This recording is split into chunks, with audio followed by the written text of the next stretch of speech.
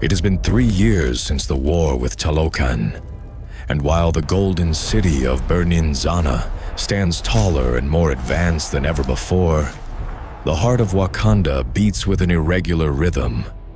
For Queen Shuri, despite her genius and her vibranium suit, finds the crown heavier than any armor she has ever forged, struggling to balance her desire for scientific progress with the crushing weight of tradition that the elders demand.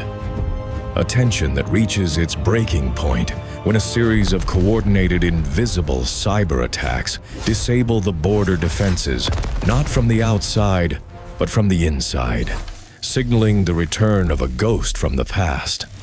A man named Lord Achebe, played with chilling, intellectual menace by Denzel Washington, who emerges not with an army of soldiers, but with a terrifying truth: that he was once King T'Chaka's most trusted advisor and the original architect of Wakanda's isolationism, exiled decades ago for suggesting a preemptive strike against the colonization of Africa. And now he has returned from the shadows with a scavenged, jagged vibranium suit and a legion of the forgotten.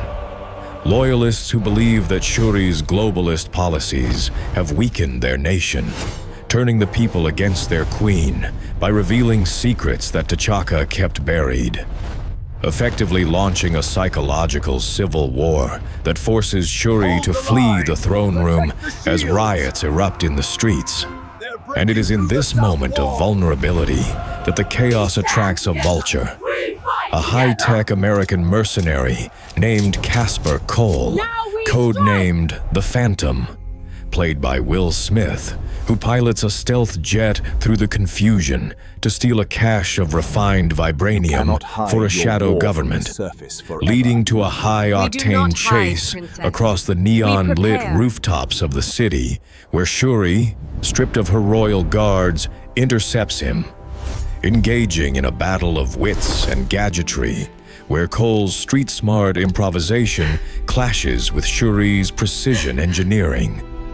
But their duel is interrupted when Achebe's forces surround them both,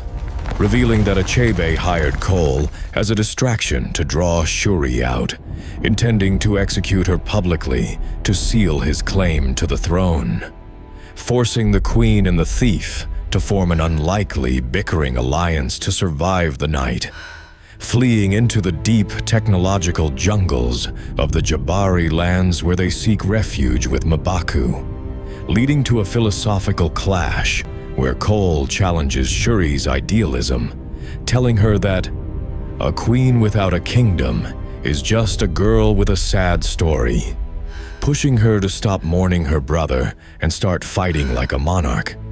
Meanwhile, Achebe initiates Project Blackout, a plan to permanently seal Wakanda off from the world by destabilizing the global vibranium detectors.